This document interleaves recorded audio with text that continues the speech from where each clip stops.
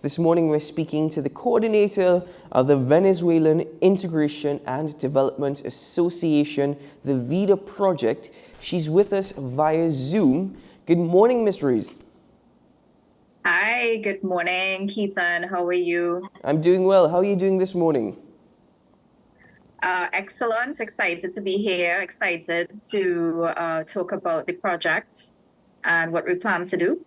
Well, precisely what is the VIDA Project? What is its goals, its aims, its intentions? Okay, good question, Mr. Shah. So, first of all, I'm one of the three coordinators of the project. This is a collaborative effort. Not with me today is Mrs. Lourdes Chirino and Mrs. Maria Chirino. And they are also coordinators of the project. I'm just representing them. So VIDA stands for Venezuelan Integration and Development Association. So together, we're working on promoting integration between the migrant and refugee community and the local Trinbagonian community. So one of our projects, which was highlighted in Newsday, was the Sustainable Agriculture Program, geared towards ensuring that migrant women, migrant and refugee women, because there's a distinction between migrant and refugee, they have access to food security in a sustainable way.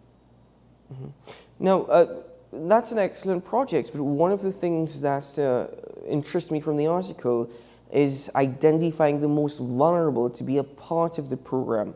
How does VIDA go about identifying the most vulnerable? In fact, in VIDA's eyes, whom would you define as the most vulnerable? Okay, so we partner and we're actually we're all coordinators, myself, Ms. Lourdes Chirino, Maria Chirino. We are all coordinators in the Migrants and Refugee Ministry at the Santa Rosa and Malabar Roman Catholic parishes. And we partner because we make a we utilize in cooperation the church's database system, and we have a very strict definition of, not definition, but we have a way of determining, okay, this person is vulnerable. Are they employed? Are they a single parent? Are they having to pay rent and they may or may not be employed in a stable job? Do they have a contract at their job or do they not? Is it just informal word of mouth contract that, okay, the boss can just fire them the next day?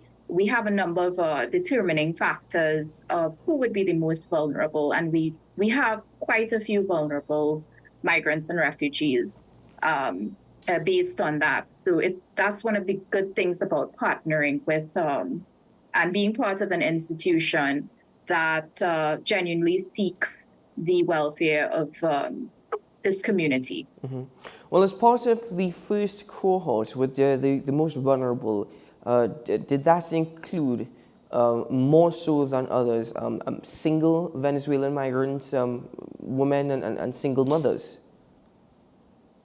Oh, definitely. One of the most amazing things was that we had a huge turnout of women, and that could be because, one, their partners are employed, right?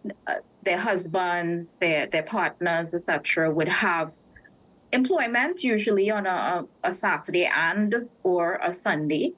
They work very hard.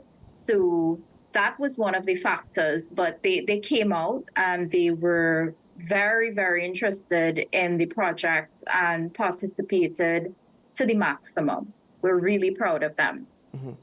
And beyond agribusiness and English as a foreign language, what other projects or should I say courses does VIDA hope to promote or plan to make available to the Venezuelan migrants? Thank you, Mr. Shaw. Thank you, Ketan, for that question. I was itching to address this. So we're looking at beauty culture, hairdressing, makeup application, manicure, pedicure, that kind of thing. We're also, we would love to partner with a local beauty school. We're in the process of actually, working on that. We're also looking at further English classes, English classes for the community, as well as translation projects of their legal documents, because that's a major thing. Many of them have their documents, but they're in Spanish, so they're not recognized unless they get a certified translator, which is quite expensive. And we'd love to offer this pro bono. We have some other projects in the pipeline as well besides these. Of course, it all takes a lot of planning and dedication on the part of everyone.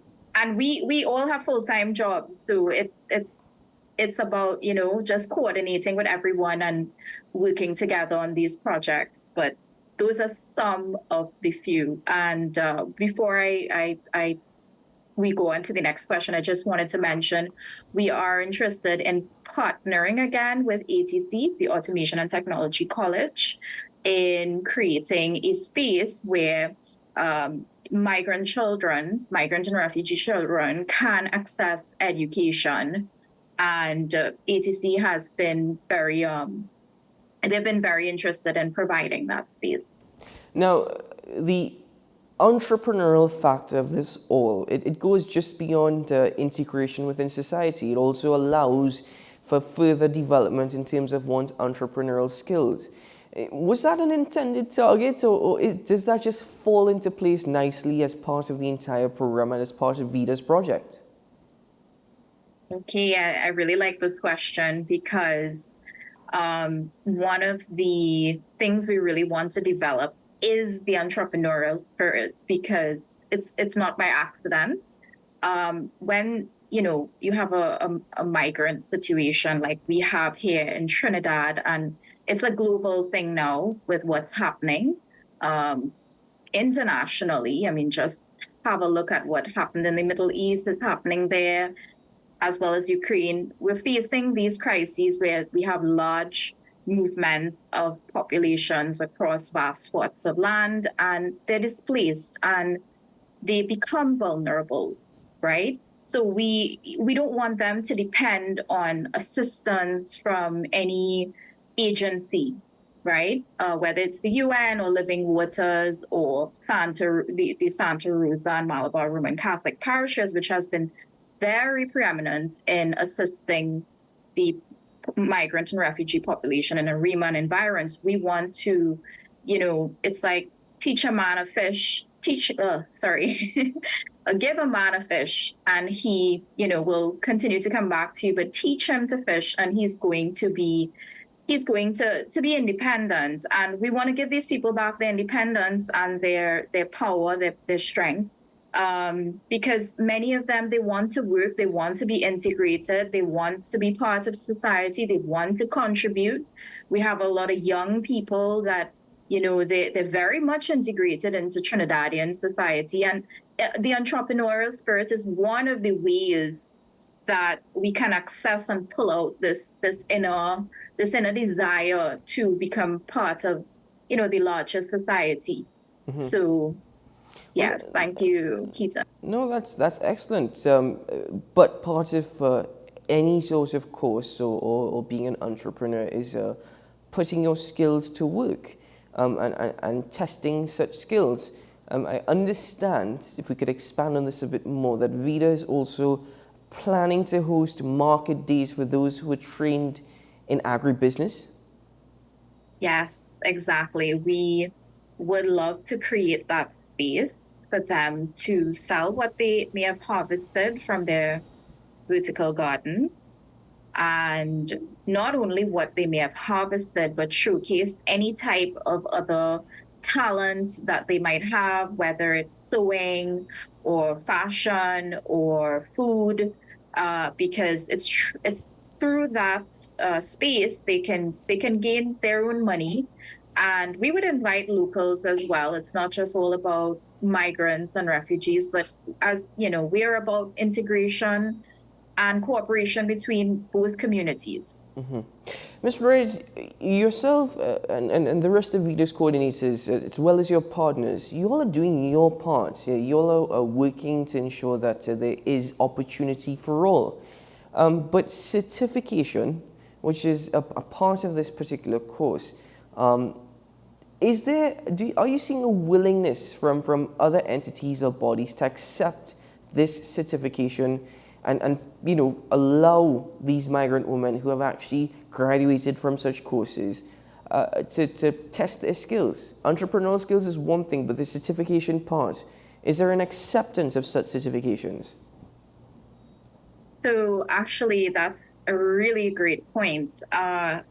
One of the key institutions that we're partnering with, which is the Automation and Technology College, an internationally recognized institution, and they've done a lot of training and retraining of migrant and refugee students who, they would have had those skills, they would have had that background in where, their homelands, their countries, whether it's Venezuela or Cuba, etc. They would requalify them for the local market. ATC is a locally and internationally recognized institution. We were able to partner with them to get certification for this project. And they have actually helped in job placement. They have assisted in job placement for many of those technical careers, whether it's solar panel installation, electrician, plumber, etc. And more technical careers, obviously. They've assisted in job placements, and we want to actually partner further with them and other institutions to ensure that, hey, it's not just about, okay, training people, but we would love them to get jobs. We want them to contribute to society, contribute to, the economy, lead productive lives, not depend on a handout. And many of them are willing to do so. So, we have a great example in our partner institution, ATC, in helping us to do that. Excellent. Now, forgive me if I'm being short-sighted. I'm just rather curious to know, in the instance of agribusiness, of which the particular article actually focuses on, some of these migrants may not have access to a garden area. In fact, they rent apartments and, concrete jungles, as they say.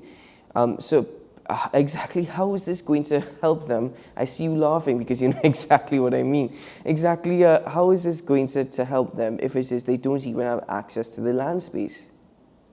Well, Ketan, so that's a really great point there because, at first glance, you would think, hey, you need to have access to a huge land space to get anything done, right? But let's start small.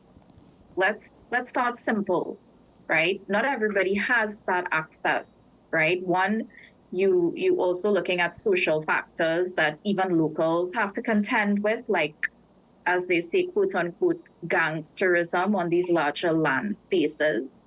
And it's safer for many of them, one, to do something that, even though it's small scale, it helps ensure a greater type of food security for these individuals, right?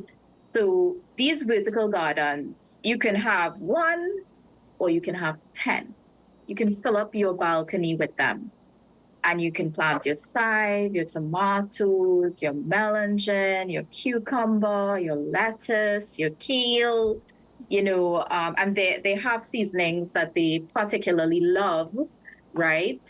That they would plant as well, besides these, the parsley, the pimento, etc. And you can go from there. And then the other thing that we have to think about is that because it's women, many of whom may be single parents and they have, or mothers, and they have to be at home for large periods of time, it's better that we focus on what can immediately be done to relieve that need for food security by using these vertical gardens that they can just, hey, I'm going out on my balcony and watering my plants, harvesting my lettuce. And we've had many examples of our students. You incorporated these seasonings, the harvest into their food, into their salads, into their cooking, their dishes. So start small, and that's not a bad thing. It's not a bad thing. Well, like I said, forgive me for being a bit short-sighted. Thank you very much, Ashley, for that clarification, because you're absolutely right. But, as we're getting to the concluding part of this conversation this morning, the assistance that VIDA is lending and the services that they're offering to Venezuelan migrants, the most vulnerable, to try and integrate them into society, to develop their entrepreneurial skills, to ensure that they have opportunity. That's excellent.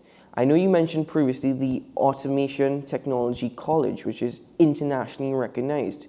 But beyond that, is VIDA getting the assistance it needs to carry out all these projects and to ensure there is a continuation of such?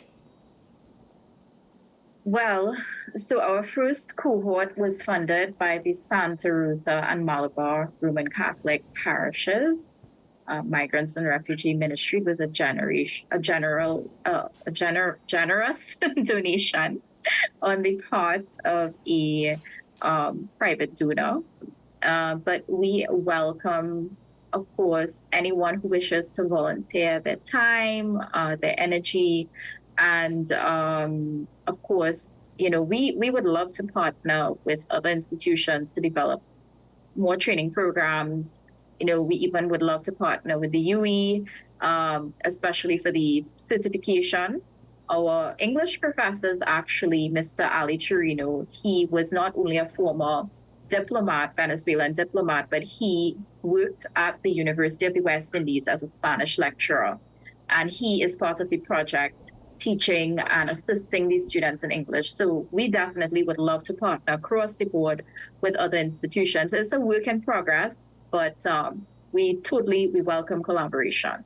Has there been greater acceptance, and this is, from the experience of VIDA and also opinionated, has there been greater acceptance by Trinbagonians to welcoming Venezuelan migrants as part of society? Because as much as we do see them occupying so many positions and roles, many a times society has been xenophobic, has been very much even using the blame game for a lot of negative that does transpire. Are we seeing more and more that level of willingness and acceptance of Venezuelan migrants in Trinbago society? So I can talk about this from personal anecdotal point of view. Statistically, of course, we always still have work that could be done. But compared generally to the mistrust of, let's say, 7 years ago to now, we even have more Trinidadians that are bilingual, a lot of young people who are learning Spanish, who are speaking Spanish, a lot of, even, the older generations, they're using the Spanish as well. I have a lot of hope. I have a lot of hope. And that's our outlook as an organization. VIDA means life. It means, it gives a sense of hope, right? That word gives you that sense that, listen, this is life. We've got hope. And we have a hope for a better future, not only for migrants and refugees, but for even Trinidadians, both communities.